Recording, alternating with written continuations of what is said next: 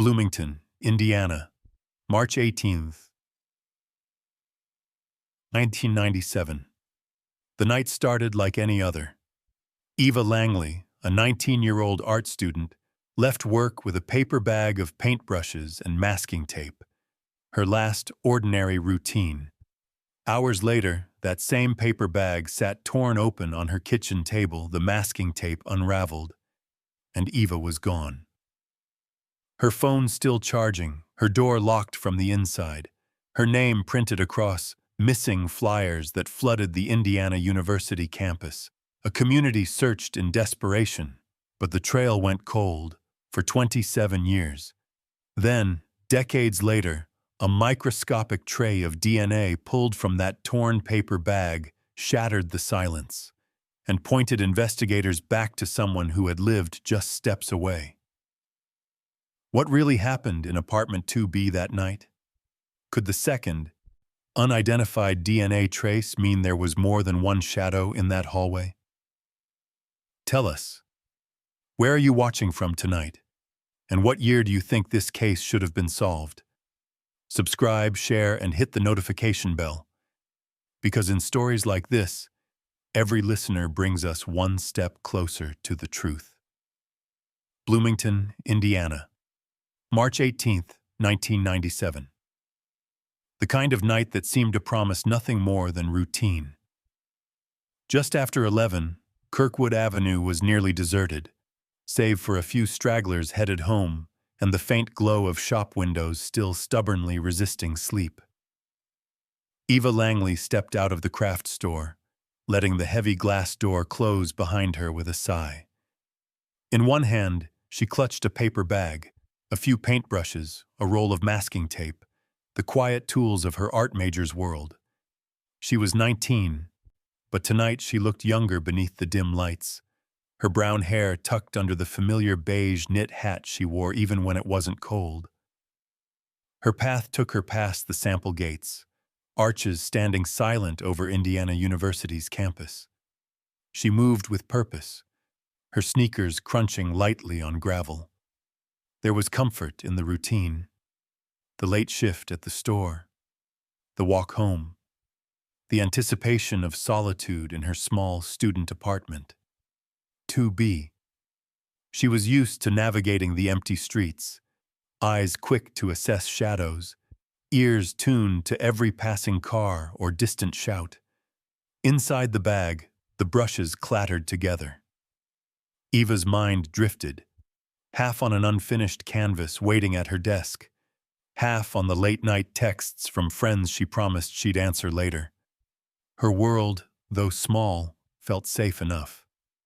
But every so often, her mother's voice would echo in her mind, reminders to call, to be careful, to never walk alone at night. Tonight, as she hurried her steps, she promised herself she'd call her mom in the morning. 11:50 crept closer as Eva's building came into view, the student housing block rising from the dark like a silent guardian. Somewhere above, a window flickered as someone turned out a lamp. The hallways inside always smelled faintly of detergent and old coffee, the result of too many students and a shared laundry room that never quite aired out.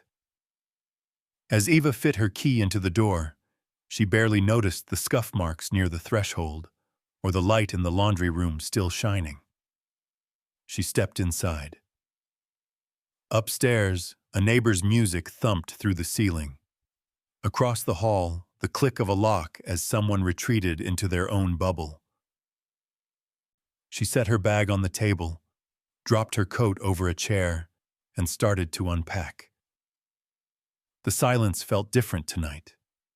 Too thick, almost. A sudden, muffled voice broke through from the hallway, low and urgent, impossible to make out. Eva froze, listening. The sound was close, too close. There was a heavy thud, like furniture scraping against the floor. Her heart hammered in her chest. Then the unmistakable sound of something falling, hard. Eva barely had time to process it before hurried footsteps raced past her door, heading toward the laundry room that connected her apartment block to the next. She peered through the peephole, but all she caught was a blur, a shadow vanishing down the hallway. After that, silence returned, more ominous than before. Eva reached for her phone, hesitated, then put it back down. She didn't want to be the one who called for help over nothing. Maybe it was just students arguing, a prank gone too far, someone stumbling home after a party. She told herself she'd feel silly in the morning for even worrying. But Eva never made it to the morning. Her phone, left charging by her bedside, went unanswered. She missed her first class. The paper bag still sat on the table, the masking tape rolled loose on the edge, as if waiting for her return. But Eva was gone. By the time dawn crept over Bloomington, the ordinary night had turned into a nightmare, a vanishing that no one could explain. What really happened that night would haunt the campus and Eva's family for years to come.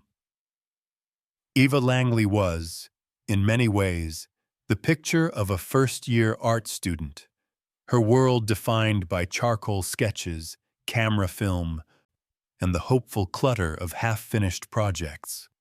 19, with a shock of brown hair often hidden beneath her favorite beige knit hat. She moved through Indiana University's campus with a kind of determined gentleness, as if always searching for the next scene to photograph.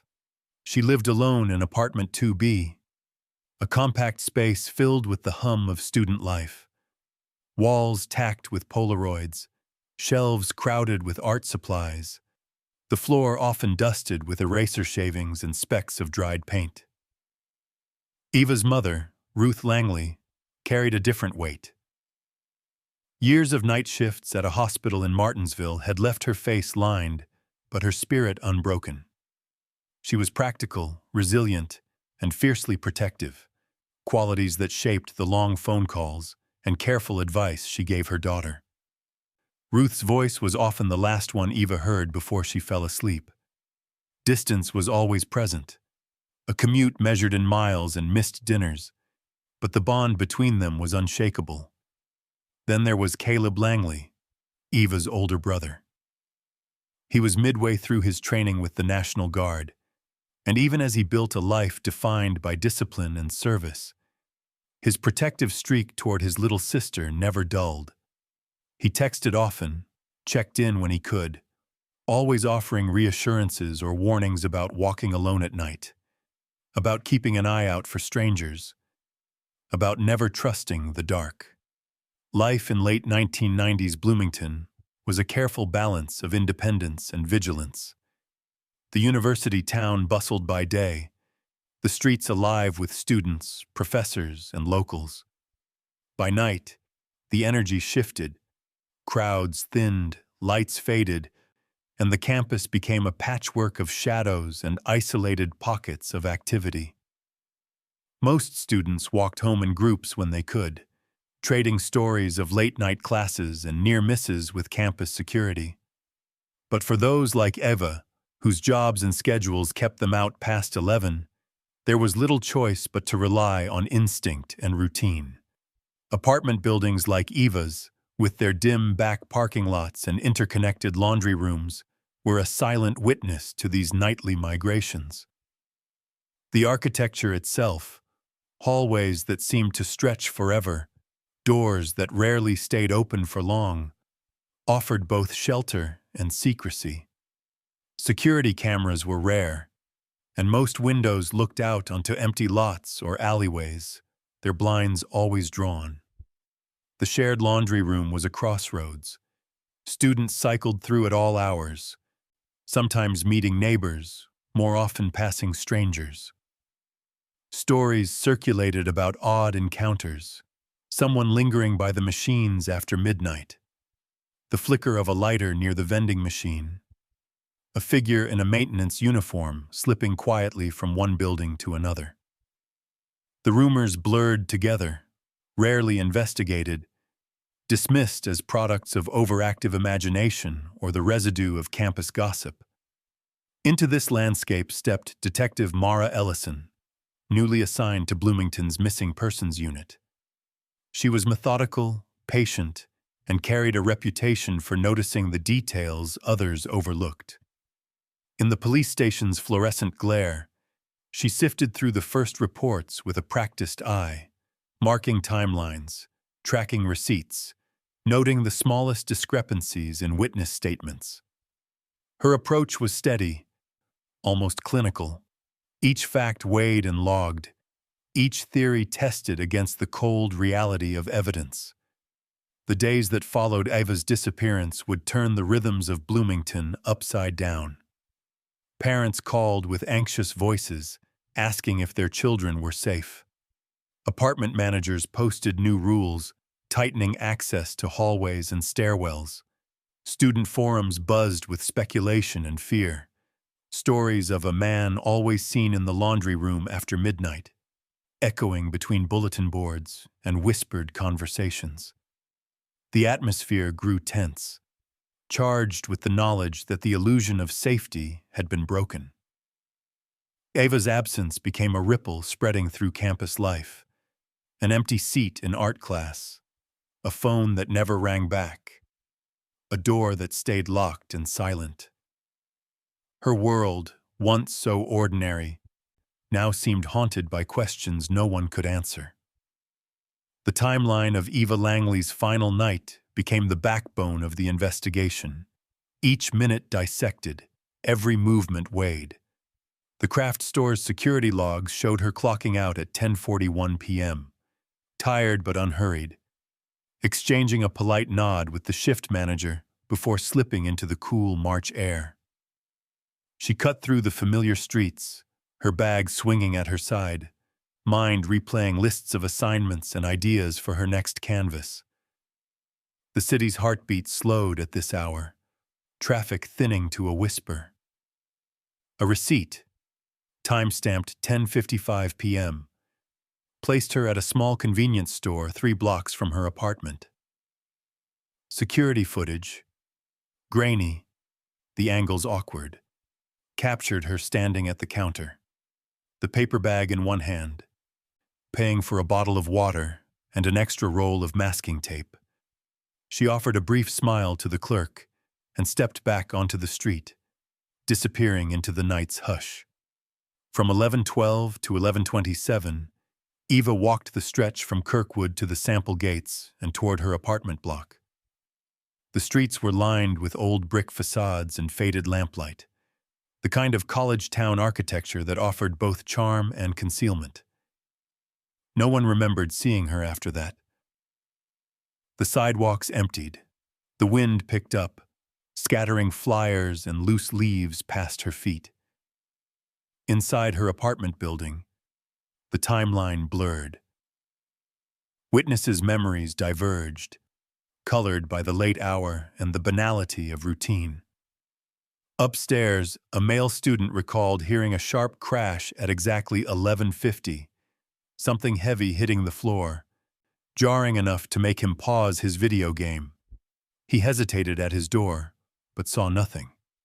Down the hall, a neighbor thought she heard raised voices, one distinctly male, low and urgent, punctuated by a brief argument. Furniture scraped across wood. A door slammed. Then hurried footsteps echoed toward the laundry room connecting the 2 blocks. When investigators arrived, Apartment 2B told a story in silent fragments. There was no forced entry. The lock unbroken, the doorframe undisturbed. A table had been shifted out of place, scrape marks etched in the worn wooden floor. Eva's paper bag lay torn and slightly crumpled near the table, its edge ragged. The masking tape had unspooled, one end sticking to the floor, the other still wound in a tight coil. There was no visible blood, no signs of overt violence, but the room felt disturbed in a way that words couldn't quite capture, a kind of absence that pressed in from all sides. The air still held the faintest scent of paint thinner and detergent. Eva's phone, untouched, sat charging at her bedside. Her art portfolio, halfway open on her desk, displayed the beginnings of a watercolor, brushstrokes pale and uncertain, as if she'd been interrupted mid-thought. Police canvassed the building, moving door to door. In the laundry room, they found little but scattered lint and the faint trace of footprints that overlapped in the dust. A maintenance log confirmed that repairs had been done in the hallways earlier that week, but records were incomplete. Names of temporary workers missing or illegible. Neighbors spoke of a man, not a student, who sometimes lingered by the washers late at night. Some remembered a bandaged hand, others only the shape of a shadow moving past the frosted glass after midnight. By dawn, Eva's disappearance was no longer just a personal tragedy. It was a mystery that gripped the campus, a story told in the missing hours and the unsettled quiet left behind. Friends and family retraced her last steps, searching for overlooked details, small truths hidden in the routine. Every minute mattered, every sound replayed, but the answers remained just out of reach, lost somewhere between the ordinary and the unknown. The world kept moving. Classes resumed, doors opened and closed, but apartment 2B stayed silent, a question mark in a hallway of closed doors. And outside, the streets of Bloomington grew a little emptier, the shadows just a bit longer, as the search for Eva Langley truly began. The hours after Eva's disappearance unfolded in a slow-motion nightmare. When her mother Ruth's early morning call went to voicemail, unease curled in her stomach. But she told herself it was nothing. Students overslept, phones died, class schedules changed. By midday, that quiet unease became a ringing alarm. Eva hadn't shown up for class, hadn't replied to her friends, hadn't called home. Ruth tried Eva's number again and again, each ring stretching longer, echoing through the empty space between Martinsville and Bloomington. She called Caleb next. Without hesitation, he requested leave from his National Guard training, threw a duffel in the car, and met Ruth at the front door. Together, they drove through the gray Indiana dawn, headlights slicing the mist, hearts pounding with every mile. At Eva's apartment building, the reality hit like a blow. The door was locked, her belongings untouched, but her absence was immediate. A coat left hanging, shoes still by the door, her phone's screen black and cold. The stillness felt wrong, charged with dread. Ruth's hands shook as she touched Eva's pillow, searching for warmth, for any trace that this was all just a bad dream. Caleb moved through the apartment like a soldier on patrol, eyes darting to every corner, searching for a clue, for an explanation that made sense. By noon, police classified Eva's case as a suspicious missing person. Detectives gathered in the small apartment, documenting every detail. Mara Ellison, the newly assigned lead investigator, moved with a calm intensity, methodical, observing, her notepad filling with timelines and names. She listened to Ruth's voice crack as she described her daughter's routines, watched Caleb's jaw clench with frustration at every unanswered question. Each hour, the gap between hope and reality widened. News of Eva's disappearance rippled across campus. That evening, classmates organized a candlelight vigil on the quad. In the fading light, dozens gathered, friends, professors, strangers, holding flickering candles against the spring wind. Someone placed a printout of Eva's smiling face on a makeshift shrine of flowers and notes. As darkness settled, the crowd stood in silent solidarity, faces lit by trembling flames, each person hoping their presence might somehow guide Eva home. Missing Eva flyers multiplied overnight. They appeared on every bulletin board, every bus stop, every cafe window. Students in residence halls organized phone trees, trading rumors and bits of information. A strange man seen near the laundry room, a bandaged hand, footsteps at midnight. Theories spun out in every direction, anxiety growing with each retelling. Campus forums buzzed with speculation. Some claimed to have seen a shadowy figure lurking by the laundry machines after midnight. Others insisted the halls were always full of odd noises and unfamiliar faces. What once had been dismissed as harmless campus lore now felt like a threat lurking just out of sight. The shared laundry room became a place of suspicion, its fluorescent lights revealing little, its silence thick with the memory of that night. Fear seeped into the ordinary routines of student life.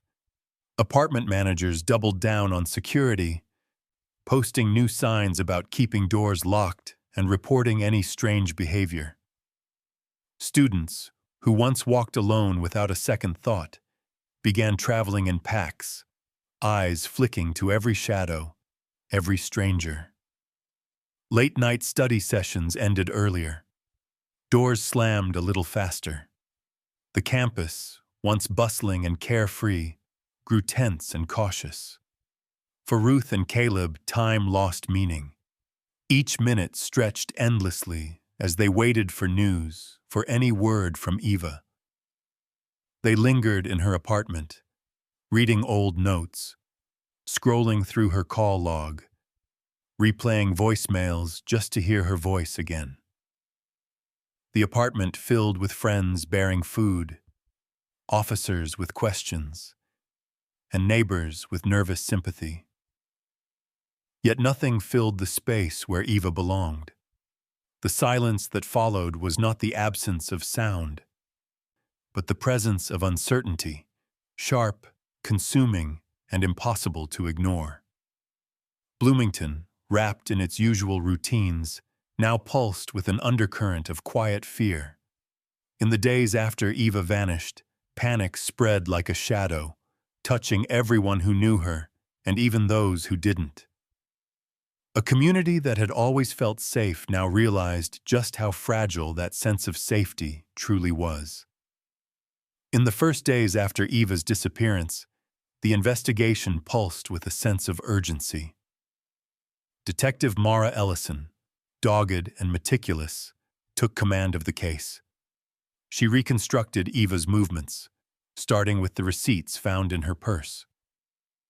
The convenience store purchase at 10:55 p.m. matched surveillance footage. Eva, alone, buying water and a roll of masking tape, her posture relaxed, but her eyes betraying fatigue. There were no signs she was being followed. Ellison and her team retraced Eva's walk through Kirkwood Avenue, past the sample gates, and into her apartment complex. They interviewed anyone who might have crossed her path that night. Clerks, students heading home, a security guard who remembered seeing a girl with a knit hat, but nothing else unusual. The streets at that hour were quiet, the kind of silence that made every small sound echo. Inside apartment 2B, evidence spoke in fragments.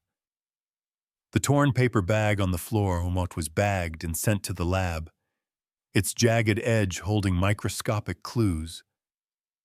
The masking tape, with its faint adhesive mark, seemed almost ordinary until a tiny cotton fiber was discovered clinging to the sticky side, out of place in a student's apartment. Under a magnifying lamp, it looked industrial, stiff, the kind of thread woven into work uniforms. A single gray thread was also collected from near the shifted table. On the wooden floor, a partial shoe print, blurred and shallow, hinted at a hurried presence, but left no clear pattern. Detectives cast their net wide for possible suspects. Colton Reeves, the craft store's shift manager, was among the first questioned. He confirmed Eva left her shift at 10:41 and insisted there had been no one waiting outside. He was calm, cooperative, his own alibi confirmed by time cards and closing procedures. Miles Carter, an art classmate, was the next to be scrutinized. He'd texted Eva late, asking to borrow brushes for a project, but said he hadn't visited her apartment that night. His phone records supported his story, though Ellison made a note to revisit him if new evidence surfaced. Attention soon shifted to the so-called new neighbor, a middle-aged man recently working maintenance shifts. He was seen around the laundry room late at night, often in a faded uniform. Several students remembered the bandage wrapped around his hand days after Eva vanished, a detail that drew whispers in the hallways. When questioned, the man seemed nervous but denied any involvement, explaining the bandage was from a routine work injury. Still, his story had gaps, and he struggled to recall where he'd been the night Eva disappeared. Forensic testing became the backbone of the investigation. The lab worked overtime, analyzing the torn edge of the paper bag. Eventually, technicians confirmed the presence of touch DNA, microscopic skin cells left behind by someone handling the bag. But when the sample was uploaded to CODIS, the National DNA Database, there was no match. The shoe print, too partial to trace, yielded only frustration. The cotton fiber was examined, compared against uniforms from local businesses, but its origin remained elusive. Days turned into weeks, leads evaporated, and the hum of hope faded to a tired routine. Meanwhile, campus remained on edge. Students shared safety tips online and traded theories in whispers. The maintenance man's presence in the laundry room was now closely watched, and the rumor mill churned out wild accusations and paranoid warnings. Ruth and Caleb visited the station every day, seeking updates, refusing to let Eva's case slip from sight. Detective Ellison felt the weight of their grief with every meeting. As spring bled into summer, the case grew colder. The trail, once alive with possibility, narrowed to a thin trickle of anonymous tips and speculative sightings. The evidence, those scraps of fiber, the torn bag, the sound of footsteps fleeing through the night, remained. But the story they told was incomplete. For now, all Bloomington could do was wait, eyes turned toward the past, hoping the smallest clue would one day reveal the truth. Years passed, slow and relentless, eroding hope by degrees. The first winter after Eva vanished settled like a gray shroud over Bloomington. Her apartment stood empty, possessions boxed up and carried away, yet Ruth kept the key on her ring, unable to let go of the last space where her daughter had lived. The investigation had been thorough in its early days, but the evidence dwindled. The witnesses moved on, and the case file was sealed and marked unsolved before being consigned to the dust of an evidence storage room.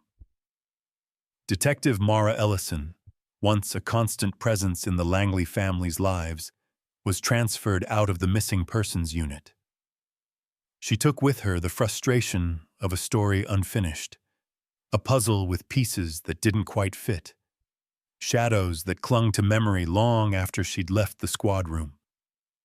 For Ruth and Caleb, the loss was sharper, more immediate.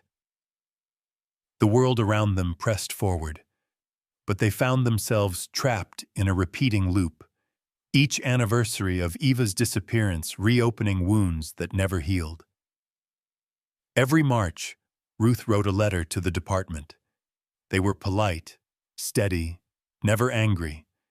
Updates about Eva's hobbies, her favorite movies, the dreams she would never achieve. The letters rarely received a reply, but Ruth continued, refusing to let her daughter become just another statistic in a stack of old files. Caleb, hardened by the discipline of the National Guard, paused his own training to support Ruth, often spending months at Hersid. He searched online forums, posted in missing persons groups, and reread every available detail of the case, as if he could will the mystery to resolve itself. Tips came and went, most of them dead ends. An anonymous caller reported a black sedan leaving the apartment's back lot near midnight on the night Eva vanished. Police followed up, combed through old traffic records, but found nothing to connect the vehicle to anyone in Eva's life. Another tip surfaced years later. Someone had found a beige baseball cap near the edge of Griffey Lake, several miles outside town. For a few hopeful days, detectives tested the cap for DNA, but the results were negative for Eva. Each hope lifted was a hope dashed. Bloomington itself changed with time. The city grew, new apartments rose where old ones had stood, and the university expanded its campus security and installed more street cameras. The shared laundry room in Eva's old building was remodeled, the walls repainted and machines replaced. But the memory of that night lingered in the minds of the longtime residents. Now whispers of Eva's disappearance belonged to a different generation, students who treated the story as a cautionary tale, a warning that some places never truly let go of their secrets. Through it all, Ruth refused to move away from Indiana. She kept Eva's room in their Martinsville home just as it was, art pinned to the walls, the faded knit hat folded on the bed. In the quiet hours, Ruth imagined the life her daughter might have lived, the exhibitions she would have painted, the friendships she would have made, the laughter that would have filled the house. She spoke of Eva in the present tense, as if bringing her back by force of will alone.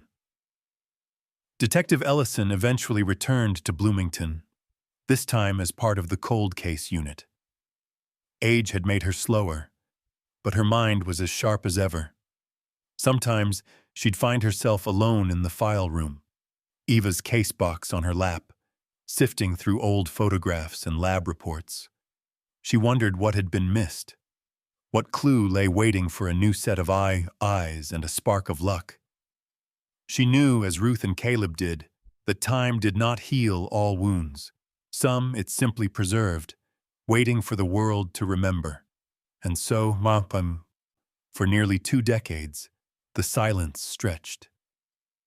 Eva's name faded from headlines, but never from the hearts of those who loved her. For them, the search was never over. The cold years settled in, and the world outside moved on, leaving the mystery of apartment 2B frozen, unresolved, suspended in the shadows of Bloomington's long memory. Time, as it always does, transformed the landscape of the search for Eva Langley. The case grew colder, details slipping into legend, her name a quiet echo in Bloomington's collective memory. But history has a way of circling back, and sometimes what seems lost is only waiting for the world to catch up. In 2018, change arrived in the form of a grant to the cold case unit, a small injection of hope buried in budget lines and paperwork. With it came new technology, new eyes, and new resolve. Detective Mara Ellison, now older, her hair streaked with gray, returned to the evidence room where Eva's case box had long gathered dust. She remembered the girl with the beige hat, the grieving mother who refused to forget, the brother whose determination mirrored her own. Now, with advanced tools at her disposal, Ellison reopened every envelope, inspected every scrap, and considered every detail as if for the first time. In the lab, alternative light sources and refined methods allowed for the recovery of trace touch DNA from the torn paper bag and the masking tape that once seemed so ordinary. These faint biological traces, unseeable to the naked eye, had waited decades for science to find them. The samples, collected so many years before, were handled with fresh care and hope. The lab techs worked quietly, focused, aware of the responsibility resting in their hands. Results took months, but eventually, the DNA was suitable for forensic genetic genealogy, a cutting-edge process that could search not only for direct matches, but for distant familial relationships, tracing family trees and building networks from genetic code. The sample traveled through databases, the algorithms piecing together a sprawling web of connections across the Midwest. The search narrowed, generation by generation, until a particular family tree rose to the surface. Its branches spread through Indiana and Missouri. Detective Ellison followed each thread, building a portrait not only of Eva's possible suspect, but of a lineage haunted by secrets and small crimes. Names emerged, some crossed out, some investigated and dismissed. Yet one, in particular, would not fade. Jared Nash. In 1997, Jared Nash had been 20 years old, living in the building adjacent to Eva's. He worked nights, mostly custodial and maintenance jobs, his employment shifting between Bloomington and towns farther west. In those years after Eva vanished, he moved to Columbia, Missouri, where he spent decades working as a custodial employee, never drawing attention, never making the news. He had a minor municipal violation on his record, issued in Bloomington during the spring Eva disappeared, an unpaid parking ticket, a faded trace of his presence on her street. Ellison dug deeper. Rental records, old maintenance logs, and statements from former residents painted a picture of Nash as a night owl, someone who made routine use of the shared laundry rooms. Several witnesses, their memories faded but persistent, remembered a figure moving quietly between buildings, always in uniform, sometimes with a bandaged hand. These fragments, once too vague to pursue, now found context within the growing weight of DNA evidence. Yet nothing tied Nash directly to Eva's disappearance. No confession, no witnesses who'd seen them together that night. Still, the DNA found on the bag and masking tape brought him into sharp focus, and the web of circumstances surrounding his presence at the scene grew tighter with each passing day. The family waited with bated breath as the investigation quietly gained momentum. Ruth, older and more fragile but just as resolute, wrote another letter, this one a mixture of hope and exhaustion. Caleb made the trip to Bloomington, standing once again in the police station's familiar hallways. This time, when they looked into Detective Ellison's eyes, they saw something different, a glimmer, a promise that the silence might finally be broken. As the investigation closed in on Jared Nash, the past began to stir. Years of questions condensed into a single trembling moment. For the first time in decades, the story of Eva Langley threatened to step from the cold shadows of memory into the bright, unyielding light of justice. Spring 2024. Nearly 3 decades had passed since the night Eva Langley disappeared, yet for those who loved her, time had compressed into a single, endless question. What happened, and why? Now, in the sterile halls of the Indiana State Courthouse, the answer felt closer than ever before. The legal machinery moved with a careful gravity. A court order, hard-won and fiercely protected, authorized the collection of Jared Nash's DNA. Under the glare of fluorescent lights, a simple cheek swab became the bridge between past and present. The evidence, the microscopic touch DNA lifted from the torn paper bag and masking tape, was tested again, this time against Nash himself. The match was undeniable, After years of doubt, hope, and heartbreak, the lab returned a simple, chilling verdict. Jared Nash had handled those objects the night Eva vanished. News moved quickly. Detective Mara Ellison, now battle-worn but unwavering, prepared her files, knowing that the path ahead would be fraught with challenge. For Ruth and Caleb, the phone call from Ellison was both a release and a wound reopened, a validation of all they'd feared, all they'd waited for, but also a reminder of the loss that could never be restored. Bloomington's old anxieties surfaced anew as word spread. After 27 years, there was finally a name, a suspect, a real chance for answers. Yet the relief was incomplete. Eva herself remained missing. No body had been found, no burial site uncovered. The evidence was measured in microscopic traces, not in the kind of closure that families crave. Prosecutors prepared for a case built on forensic detail and inference rather than the finality of recovered remains. The story was not neat, and in the absence of Eva, victory could only ever be partial. Nash's defense mounted its own assault. They questioned the chain of custody, picking apart the decades-old evidence and the storage logs that showed the paper bag and tape had been moved between facilities over the years. Every transfer, every signature, every handoff was scrutinized, as the defense sought to plant the seeds of doubt. Was it possible contamination had occurred? Could the DNA have arrived on the objects after they left Eva's apartment? The arguments reverberated through the courtroom, feeding on the uncertainty that comes with time and memory. Then, just as the prosecution braced for a protracted battle, a twist emerged. Something buried deep in the original case files, almost forgotten. In a box of archived evidence, an old typewritten report surfaced. A secondary partial biological trace had been lifted from the laundry room floor back in 1997, analyzed and cataloged, but never identified. The original investigators, overwhelmed by the limits of 1990s forensics, had set it aside when the first DNA search yielded no results. But now, in a world where technology had caught up, the discovery took on new urgency. Questions multiplied. Was there a second person in that hallway on the night Eva disappeared? Had Nash acted alone? Or was someone else involved? An accomplice or a bystander whose presence had gone unreported?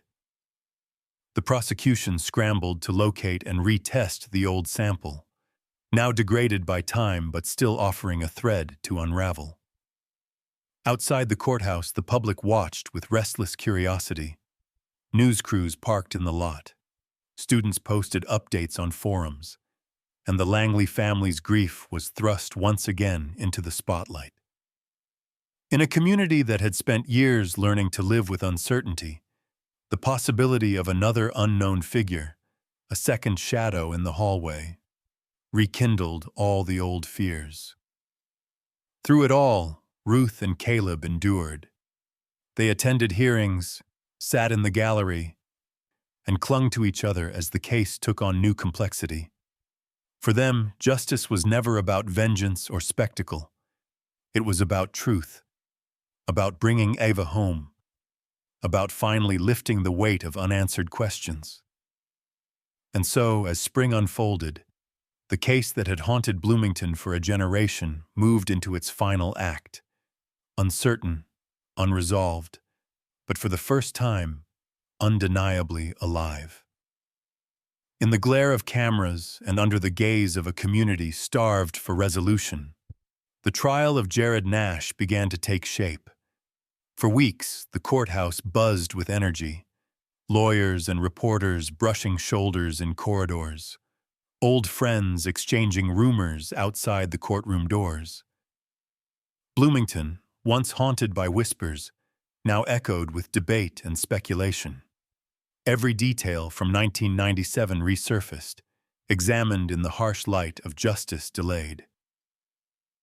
At the preliminary hearing, The prosecution laid out its case with precision. The DNA match between Nash and the touch DNA found on Eva's bag and masking tape anchored the argument.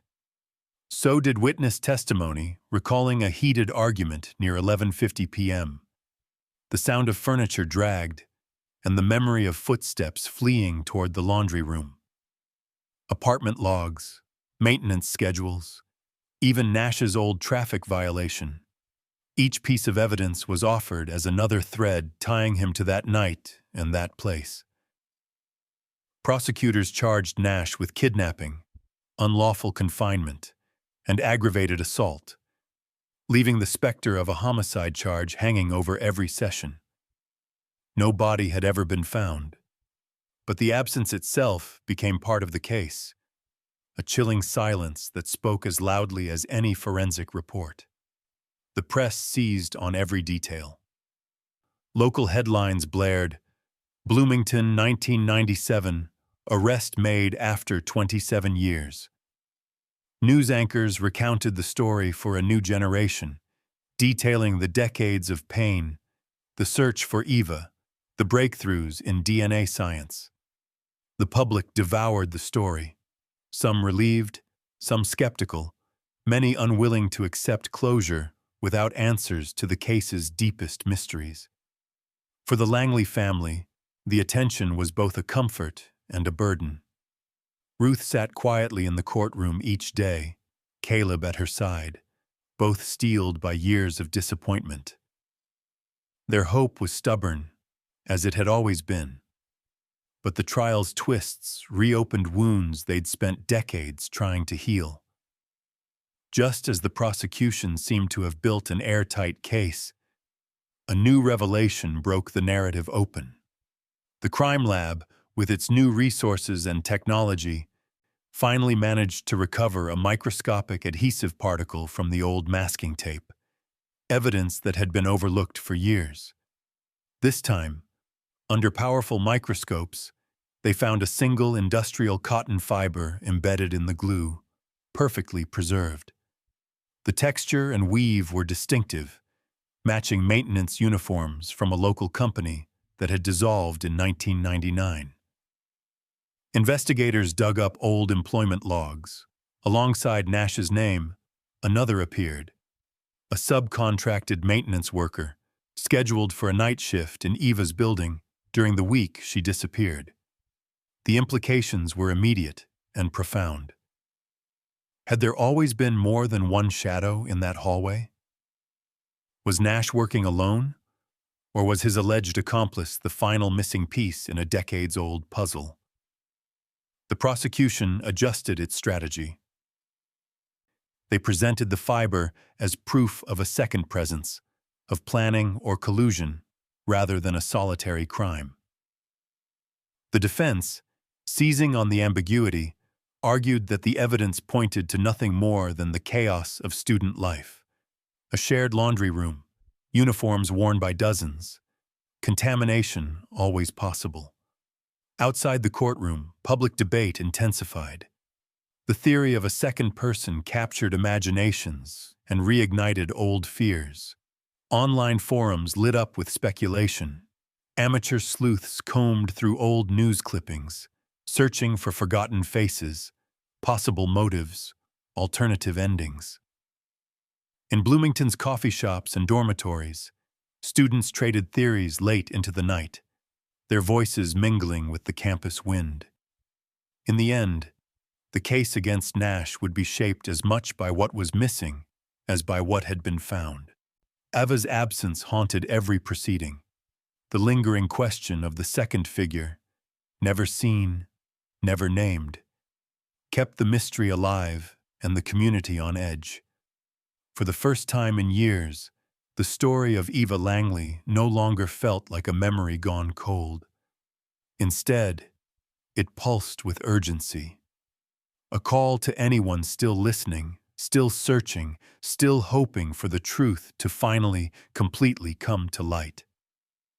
In the aftermath of the trial, with cameras gone and public interest fading, Bloomington slowly returned to its routines. The echoes of Eva Langley's story, however, lingered far beyond the courtroom's final gavel. For her family, for Detective Mara Ellison, and for the campus that once buzzed with speculation, the story remained a living presence, a case not just of loss, but of resilience and the long, uneasy pursuit of justice. The verdict left questions unanswered.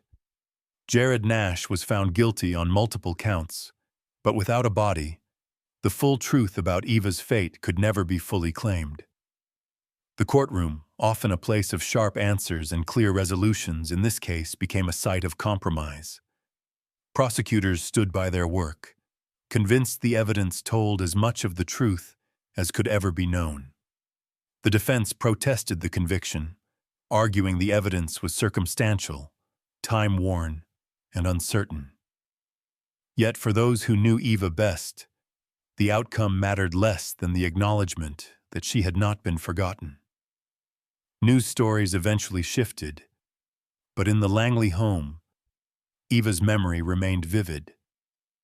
Ruth, still living in Martinsville, kept her daughter's art pinned to the hallway walls.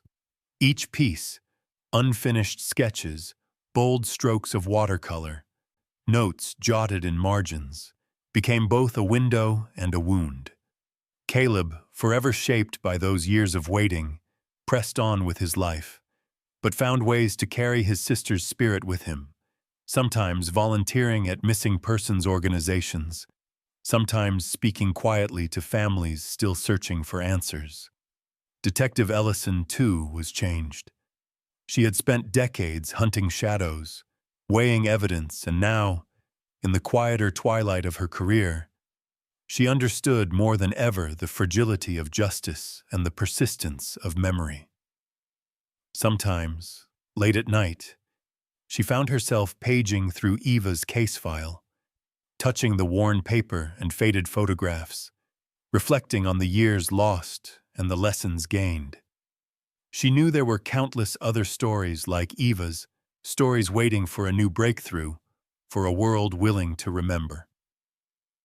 Eva Langley's case, though fictional, was inspired by the real-life disappearance and murder of Carmen Hope Van Huss in Indianapolis, 1993.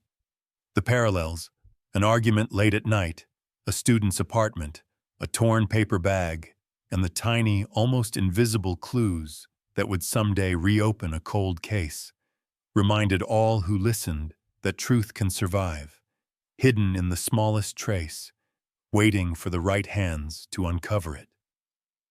The story became a cautionary tale, a lesson passed on to every new student who moved to Bloomington, every family who worried about a loved one walking home late. It was a tribute, too, a promise to honor the missing, to never let a name be lost to time or neglect. For those left behind, the pursuit of justice became a way of keeping hope alive, of lighting a candle against the dark. From Eva's case, lessons emerged, clear, sobering, necessary. If you live alone, lock multiple barriers. Shared spaces like laundry rooms and parking lots are never truly private. Report strange noises or absent neighbors without delay. Preserve small details, receipts, texts, camera logs, because one overlooked fact can someday tip the balance between silence and revelation. And above all, support forensic genealogy and the science that brings names back to the lost. As years passed, the story of Eva Langley became more than a case file. It was a symbol, a reminder that some wounds can only be healed by the truth. Her face, once seen on flyers and vigil candles, became a rallying point for others, the families, detectives, and quiet advocates who refused to give up. To the memory of Carmen Hope Van Huss, and to every missing person whose story still waits to be told, this tribute endures. Justice, though delayed, is never entirely denied. Sometimes it is found not in the courtroom, but in the community that remembers, in the voices that share, and in the hearts that will not let go. If you want to help preserve memories and seek justice for stories still unresolved, Remember, every listener, every voice, every shared truth brings us all one step closer to the light.